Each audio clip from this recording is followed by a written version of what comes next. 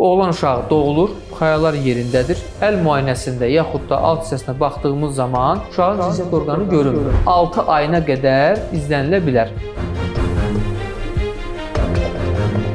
Bu uşaqlarda isə qətiyyən əməliyyat tövsiyə edilmir. Salam YouTube kanalı izləyicilərimiz, oğlan uşaqlarında gizli penis kimi bilinən, yaxud da gömülü penis də deyilir, gizli penis də deyilir, problem haqqında danışacağım. Ümumiyyətlə bu problem necə yaranır?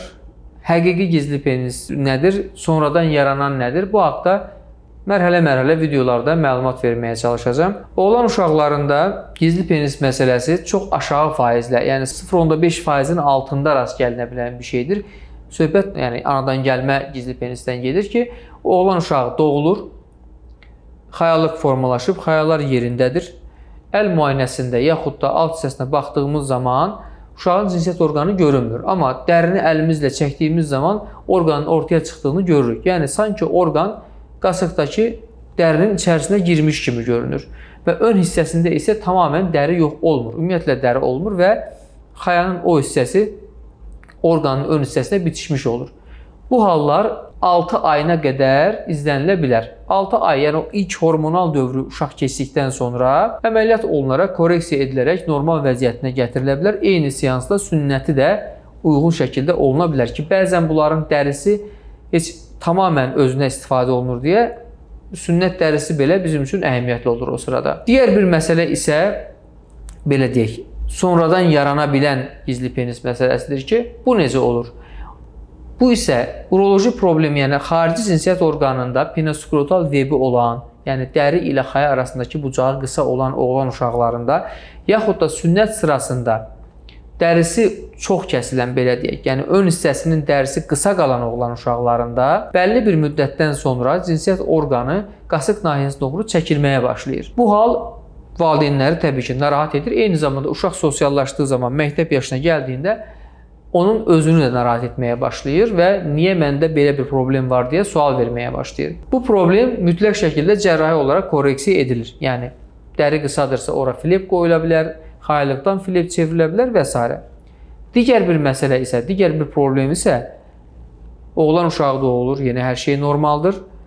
Sünnət olunana qədər hər şey normaldır. Oğlan uşağı sünnət olur, dərisi də normaldır, xayası da normaldır. Sonradan başlayır çəki almağa. Yaxud da uşaq kilolu bir uşaqdır və sünnət olur. Yəni bu son iki dediyim situasiyada, yəni çəkili uşaq sünnət olursa, yaxud da ki, sünnət olduqdan sonra kilo almağa başlayırsa, bu iki situasiyada sonradan yaranma gizli penis kimi bir görüntü ortaya çıxır. Uşaq hədsiz dərəcədə çəkisi var. Əli ilə qasıq nahiyəsinə valideynləri sıxdığı zaman, dərini geri çəkdiyi zaman orqan görünür.